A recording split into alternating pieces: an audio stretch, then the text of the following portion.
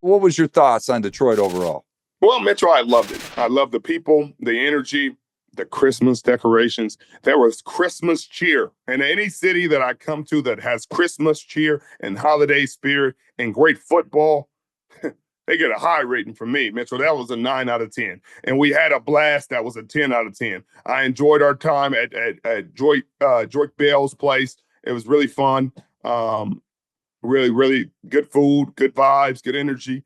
Um, and then the stadium, the fans, the energy, the staff, everybody was so positive. Everybody was so optimistic. Everybody was so energetic and so excited. And they deserve it. They deserve this season. These fans have been loyal and dedicated for so long, and they get to finally see their team come home and win week after week. Jared Goff has a really good game, 32 of 41, 283, 3 touchdowns, did have the 1 interception to my guy, Keyshawn Nixon, friend of the program. We got to have him on here soon. But they really did a really great job. Zadarius Smith in this defensive line of misfits, guys that you had to look up as they were making plays.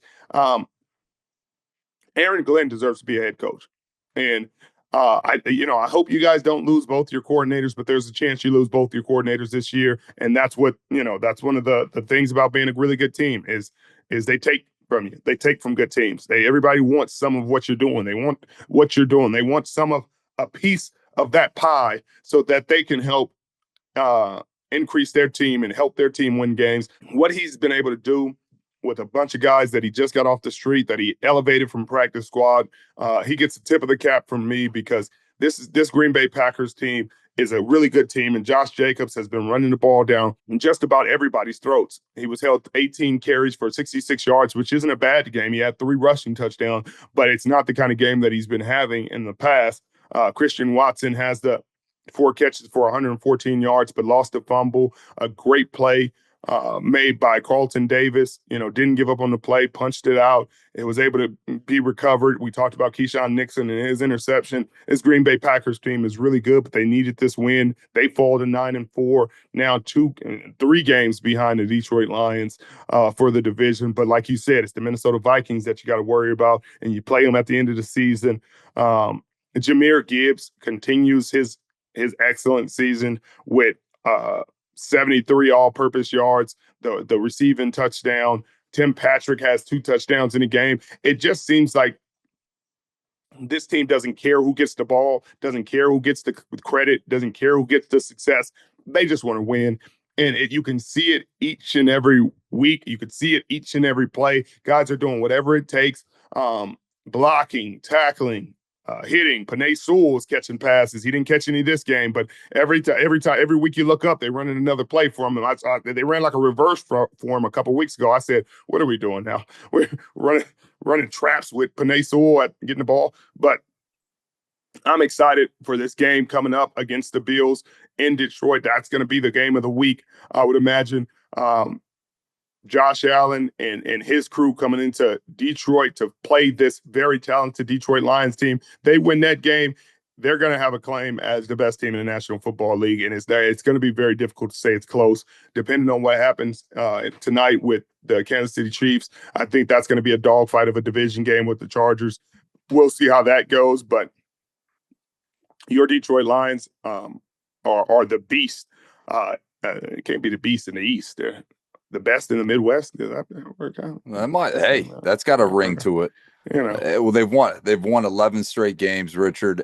But critical 4th and 1 down the stretch. I think it was about 40 seconds left in the game, and I know you shared a conversation with Jared Goff post game about what was going between Dan Campbell and his mind. What was that conversation? Because I think it's important for the Detroit fan base and heck, the National Football League fan base to hear what was going through a mind between player and coach when you're facing a 4th and 1 in field goal range with 40 seconds left. Richard, what was the words you shared with Jared Goff post game? Well, Mitchell, it wasn't me. He was having a conversation with Andrew Whitworth. Well, he's having a conversation with all of us. And Whit was like, "Hey, what was the conversation like on the sideline before that 4th and 1?" And Jared, the summary is Jared basically comes over and Dan's on the headset, telling them, hey, we're kicking it, and just get the field goal team ready. We're going to stand here. We're going to talk it through, but we're going to kick it. And Jared, dejected, is like, man, I want to go.